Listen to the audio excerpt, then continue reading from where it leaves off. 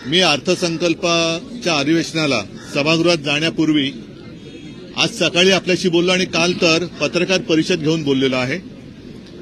एकूणच गेल्या लोकसभा निवडणुकांमध्ये गेले 10 वर्ष भारतीय जनता पक्षाच्या आश्वासनांना आणि थापांना कंटाळून चिडलेल्या महाराष्ट्राने जो काही त्यांना दणका दिला, त्या दणक्याने आता यांचे डोळे थोडेसे किलकिले झाल्यासारखे वाटतायत।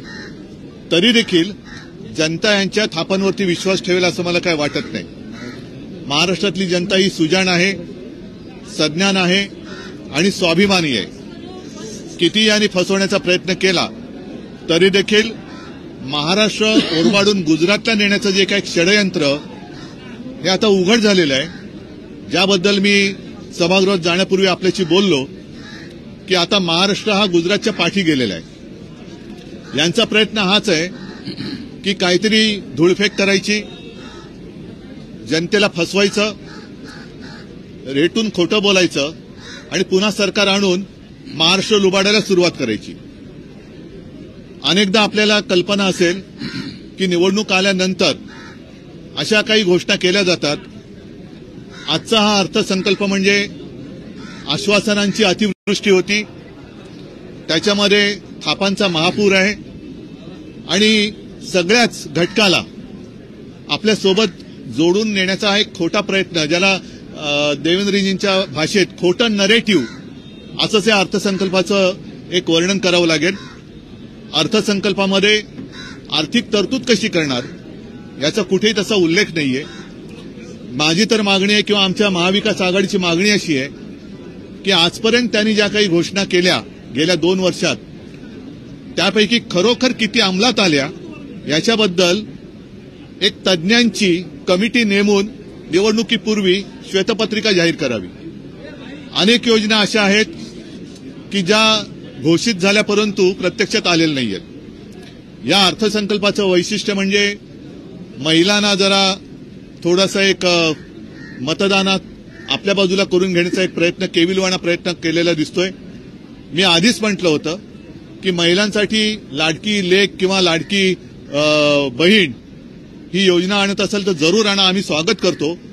पण मुलगा आणि मुलगी असा भेदभाव करू नका। मुलींसाठी काही आणत असाल तर मुलांसाठीही आणा, त्याच्याबद्दल कुठे तशी काही वाच्यता नाही आहे।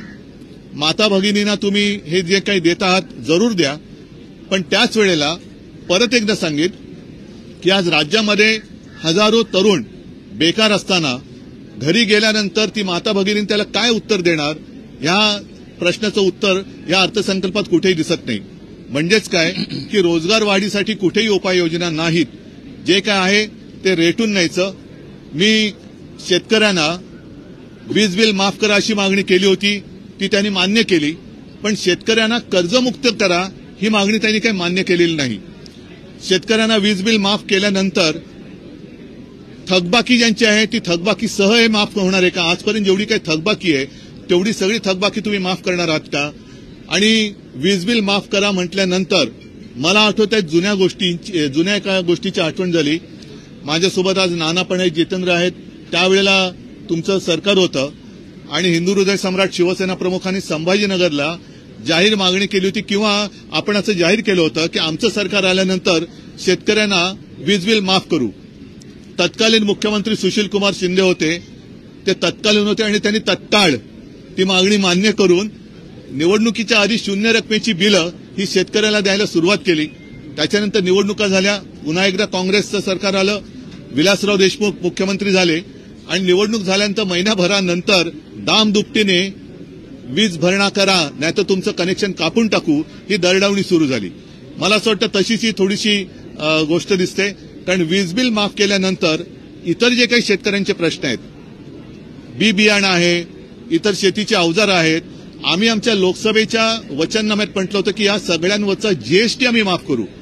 कारण शेतकऱ्यांचं जे गणित आहे त्यांनी सांगितलं होतं की तुम्ही म्हणजे हे केंद्र सरकार दरवर्षी 6,000 रुपये जर शेतकऱ्याला देत असेल तर साधी गोष्ट त्यांनी सांगितली होती की जर वर्षाला 1 लाखाचं खत शेतकऱ्याला लागत असेल, आता किती टक्के त्याच्यावर जीएसटी मला वाटतं थोडी कमी केली आहे, आता 5% आहे, पण नाहीतर 18% जीएसटी खतावरती होती। म्हणजे काय, 1 लाखाचं खत विकत घेतलं तर 18,000 रुपये त्या खतापोटीच खताच्या रकमेतूनच सरकारकडे जमा होतात आणि 18,000 कोटीतून 6,000 कोटी तुम्ही देणार म्हणजे 12,000 हे आमचेच तुमच्याकडे बाकी आहेत. असे सगळ्यांवरती म्हणजे बी बियाणे असेल, खतं आहेत, काही जंतुनाशक फवारण्या आहेत, त्याच्यानंतर कृषी पंप आहेत, ही सगळी म्हणजे शेतकऱ्याला एका बाजूने लुटायचं आणि दुसऱ्या बाजूने उदारपणाचा आव आणायचा. हा सगळा आव, हे सगळं ढोंग हे शेतकरी भोगतायत.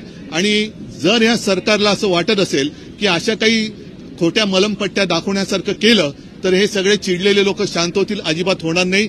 शेतकरी आणि संपूर्ण महाराष्ट्रातली जनता पुन्हा वाट बघते की विधानसभेच्या निवडणुका कधी होत आहेत. आणि मला खात्री आहे की ह्यांचं हे काही ढोंग आहे.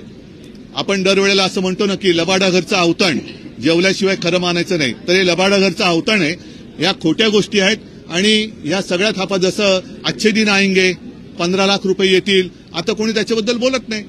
तसं निवडणूक झाल्यानंतर हे सांगतील. हे तर जुमले होते. माझं तर मत आहे की अर्थसंकल्प आहे का जुमला संकल्प आहे. त्या जुमलाबाजीला आता लोक भीक घालणार नाहीत. यांनी कितीही काही करण्याचा आव आणला तरी सुद्धा जनता याला फसणार नाही आणि जनता महाराष्ट्र लुटणाऱ्यांना पुन्हा एकदा निवडून देईल असं मला काय वाटत नाही.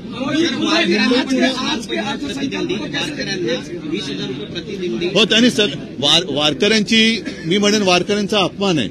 कारण ही संत परंपरा ही अत्यंत निस्पृहपणे आपण जर का, कारण मी ती वारी एरियल फोटोग्राफी करताना पण पाहिले, प्रत्यक्ष वारीत चाललो पण आहे.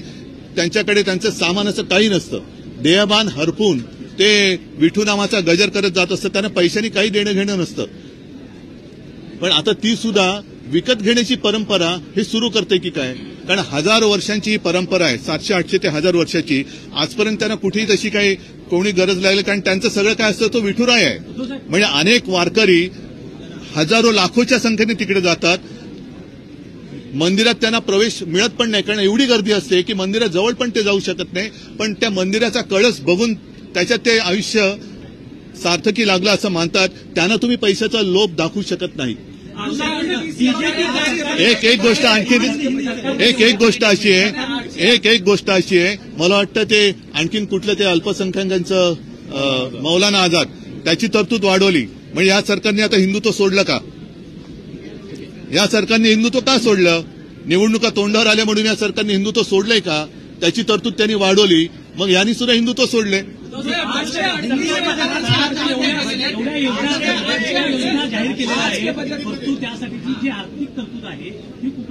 आर्थिक तरतुदीबद्दल कुठेही याच्याबद्दल उल्लेख नाही. म्हणजेच काय, हे गाजराची पुंगी ज्याला म्हणतो, वाजली तर वाजली नाही तर मोडून खाल्ली, हा गाजरांचा अर्थसंकल्प आहे. गाजर दाखवण्याचा प्रकार आहे. आर्थिक तरतूद याच्यामध्ये कुठेही दाखवलेली नाहीये. आणि त्याच्याबद्दल आम्ही जशी माहिती आम्हाला मिळेल तसतसं येत्या काही दिवसांमध्ये सगळ्यांची सल्लामसलत करून आम्ही त्याच्यावरची मतं मांडूच. पण आर्थिक तरतूद कुठून आणणार? मोदी देणार आहेत का पैसे? मोदी पैसे देणार आहेत का? जर माझं राज्य कर्जबाजारी होत असेल, त्याच्यामध्ये रोजगाराची नवीन संधी उपलब्ध होत नसेल, तर मोफत तुम्ही शिक्षण द्या, मोफत घरामध्ये पैसे द्या. पण करता करविता ज्याला म्हणतो, कर्तेपणा, हा महाराष्ट्राच्या रगारगात आहे.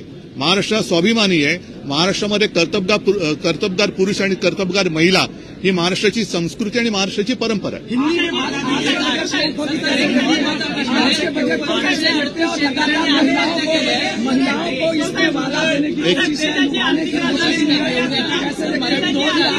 एक मिनिट मराठी पूर्ण करतो. देशाची आर्थिक राजधानी मुंबई असताना महाराष्ट्र राज्य दरडोई उत्पन्नात 6व्या क्रमांकावर गेलेला आहे. अरे थांब ना, हा प्रश्न विचारतो ना, जरा थांब ना. देशाची आर्थिक राजधानी मुंबई असताना महाराष्ट्र राज्य दरडोई उत्पन्नामध्ये 6व्या क्रमांकावर गेलाय. कशा बघता राज्यामध्ये? नाही, हे सगळं बघताना फार यातना होत आहेत, फार वेदना होते.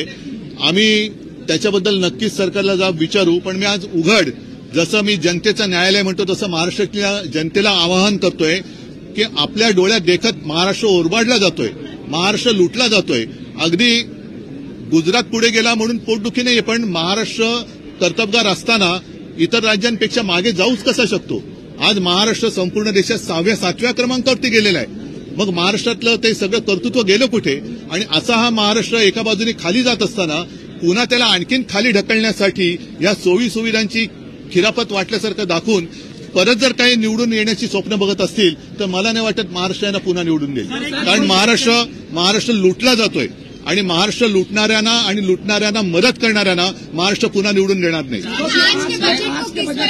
कैसे देखते हैं किस तरीके से महिलाओं को लुभाने की कोशिश हुई है, खास करके ये वोटिंग.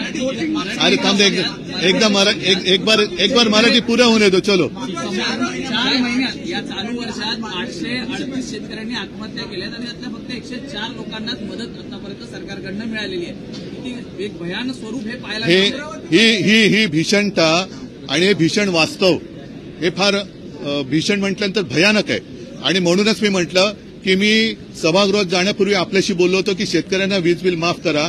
त्यांनी ते वीज बिल माफ केल्यासारखं दाखवलंय, पण किती काळ राहणार आहे, थकबाकीचं काय होणार आहे. आणि ज्यांनी आजपर्यंत आत्महत्या केली त्यांची घरं उजाड पडलेत. या शेतकऱ्यांना आपत्कालीन मदत ही पोचलेली नाहीये. पंचनाम्यांची थोतांड आणि पंचनाम्यांची नाटकं झाली पण मदत काही पोचत नाही. कर्जबाजारी शेतकरी जो झालेला आहे त्याच्यासाठी तुम्ही काय दिलासा देणार आहात त्याच्याबद्दल काही उल्लेख नाहीये. बोगस बी बियाणं हा एक विषय असतो. बी बियाण्याच्या वाढत्या किमती, खतांच्या वाढत्या किमती आणि त्याच्यानंतर सगळ्यात महत्वाचा की पीक आल्यानंतर हमी भावाचं काय. जर माल पडून राहणार असेल, मगाशीच कोणीतरी म्हटलं की दूध उत्पादक शेतकऱ्यांनी आज आंदोलन केलं. काल तर मला माहिती मिळाली की दुधाची भुकटी सुद्धा आता आयात केली जाते. इन्कम त्याच्यावरती ड्युटी कमी किंवा माफ करून सूर्यफुलाचं तेल आयात केलं जाते. म्हणजे कांदा निर्यात जो निर्यातदार आहे, शेतकरी आहे, त्यांची निर्यात बंद आणि त्याला वीज बिल माफ. मग पिकलंय ना सगळं. तुम्ही एक गोष्ट करून चालणार नाही. वीज बिल माफ केलं तर त्याच्यानंतर ते जे काय उत्पन्न येईल, पीक येईल, त्याच्या पुढे त्याला किंमत कशी देणार. आणि परत एकदा सांगतो की अगदी मोफत शिक्षणाची सोय जरी केली तरी शिकल्या सवरलेल्यांना पुढे त्या शिक्षणाचं करायचं काय. कारण शिकल्यानंतर परीक्षा द्यायला गेल्यानंतर पेपर लीक होणार असेल तर त्या शिक्षणाचा उपयोग काय आणि मग परत नोकरीचं काय.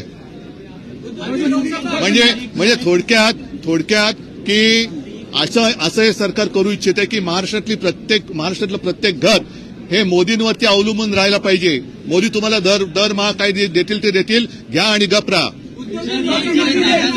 मला वाटतं नाना आता थोडं हिंदी में बात करू पहिले नाना.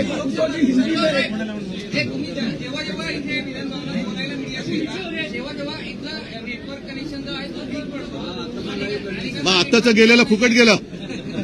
आता बोलायला फुकट गेले का. ठीक आहे, आमचं नेटवर्क महाराष्ट्रामधलं पक्का आहे. त्या नेटवर्कनी या महायुती सरकारला लोकसभेत हिसका दाखवलेला आहे. आणखीन आता एकच हिसका असं देऊ की हे सरकार गचका खाल्ल्याशिवाय राहणार नाही. एक मिनट पहले अभी नाना जी है मेरे साथ, उनको कल की जैसी आपने मेरी तस्वीर दिखाई आपकी भी दिखाओ, आज की भी दिखाओ.